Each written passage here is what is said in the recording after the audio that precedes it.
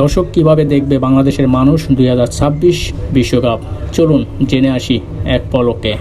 গুঞ্জন শোনা যাচ্ছিল ফুটবল বিশ্বকাপ 2026 বাংলাদেশের কোনো টিভি চ্যানেলে দেখা যাবে না। দেখা যাবে না মেসি, নেইমার, রোনালদোর খেলাও।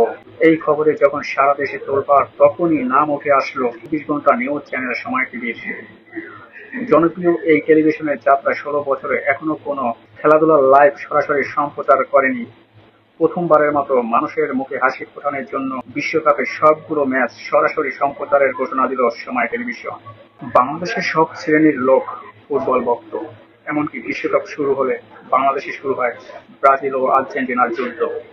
আর এই যুদ্ধের জন্য মেসি, নেইমার, রোনালদোর খেলা দেখবে না বাংলাদেশের মানুষ, তা কি হয়? তাই তো মানুষের মনে আনন্দ দিতে সময় টেলিভিশন এগিয়ে আসলো।